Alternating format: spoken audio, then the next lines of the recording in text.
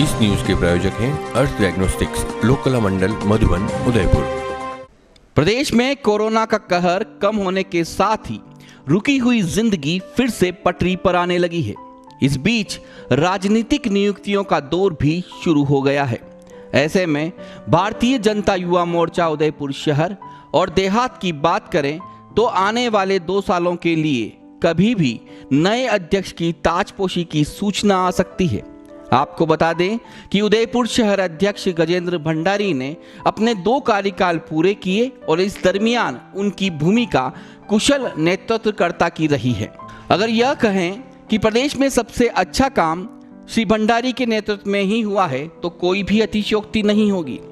माना जा रहा था कि गजेंद्र भंडारी को प्रदेश कार्यकारिणी में स्थान मिलेगा, लेकिन ऐसा नहीं हुआ क्योंकि मेवाड़ से प्रदेश स्तर पर कोई भी बड़ा नाम नहीं था जो भंडारी का नाम पूरे दमखम से रख सके।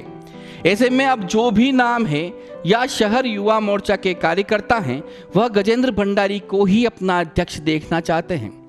वैसे गजेंद्र भंडारी के अलावा सनी पोखरना और मोहन गुर्जर के नाम भी पैनल में गए हैं। सनी पोखरना जिला उपाध्यक्ष होने के साथ ही युवाओं में अच्छी पकड़ भी रखते हैं। वहीं युवा मोर्चा महामंत्री मोहन गुर्जर पार्षद होने के साथ ही निगम में सचेतक भी हैं। मतलब साफ है, उदयपुर शहर में कोई भी विवाद नहीं होगा। लेकिन अगर बात करें देहात की तो यहाँ मामला विरोधाभासी ही लग रहा है। मृदुभाषी डॉक्टर चंद्रशेखर जोशी देहात युवा मोर्चा के अध्यक्ष हैं। निर्विवादित रहने के साथ ही सबसे ज्यादा सदस्य बनाने का कीर्तिमान भी इन्हीं के खाते जाता है। सदस्यता अभियान के दौरान 38,000 सदस्य बनाए और आंकड़े प्रदेश कार्यकारिणी को सौंपे। युवा चाहते हैं कि इन्हें मौका दिया जाए, लेकिन अंदर खाने की सुगबुगाहट कुछ और ही बिसात बिछाए हुए हैं। वैसे इनके अलावा नाहर सिंह राठौड़, गजेंद्र राणा, विक्रांत कोठारी और ललित सिंह सिसोदिया के नाम पैनल में गए हैं। नाहर सिंह राठौड़ जिला महामंत्री होने के साथ ही खरका के उप सरपंच हैं। गजेंद्र राणा अखिल भारतीय विद्यार्थी परिषद के प्रदेश मंत्री रहे हुए हैं। विक्रांत कोठारी देहात जिला उपाध्यक्ष होने के साथ ही खेरवाड़ा उप सरपंच भी हैं। पार्टी के युवाओं को पता लग गया है कि एक ऐसा नाम देहात से फाइनल होने वाला है जो देहात का रहने वाला ही नहीं है, और अगर ऐसा हुआ तो युवाओं में निराशा छा जाएगी।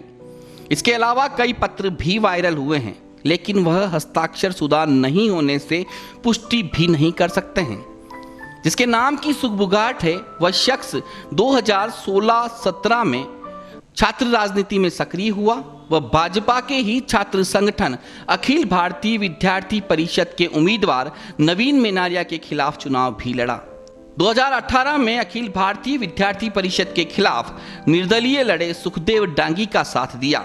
इतना ही नहीं, अखिल भारतीय विद्यार्थी परिषद के राष्ट्रीय उपाध्यक्ष और प्रदेशाध्यक्ष प्रोफेसर आनंद पालीवाल के साथ सार्वजनिक रूप से गाली गलौज व अभद्रता भी की। शहर से पार्षद का चुनाव भी लड़ा और हार का सामना करना पड़ा। अगर महज 5 वर्ष के राजनीतिक कार्यकाल में जो व्यक्ति सदैव संगठन विरुद्ध रहा हो, कभी सक्रिय सदस्य नहीं रहा हो, उसे अगर युवा मोर्चा देहात की कमान सौंपी जाती है तो कौन मानेगा। कार्यकर्ताओं का जोश खत्म होना तय है।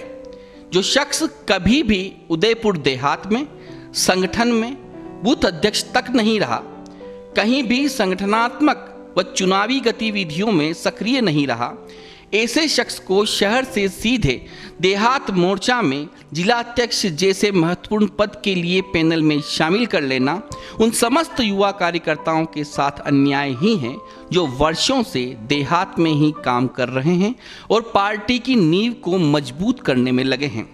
आने वाले समय में देहात की 2 विधानसभाओं में उपचुनाव होने हैं। ऐसे में युवा कार्यकर्ताओं को अपना चहेता अध्यक्ष नहीं मिला तो यह तो तय है परिणाम अच्छे नहीं आने वाले हैं। इसके अलावा पदाधिकारियों व कार्यकर्ताओं का अंदर खाने से यह भी असंतोष है कि देहात के 1794 बूथों और 388 शक्ति केंद्रों के हजारों युवा कार्यकर्ताओं में क्या कोई भी योग्य नहीं था जो कार्यकर्ताओं की भावनाओं को तरजीह न देते हुए शहर से आयातित विवादित व्यक्ति को देहात जिला अध्यक्ष पैनल में शामिल किया गया।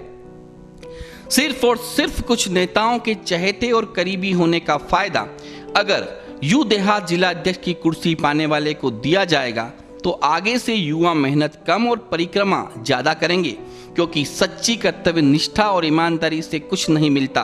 कुछ चाहिए तो चापलूसी और परिक्रमा करते रहें।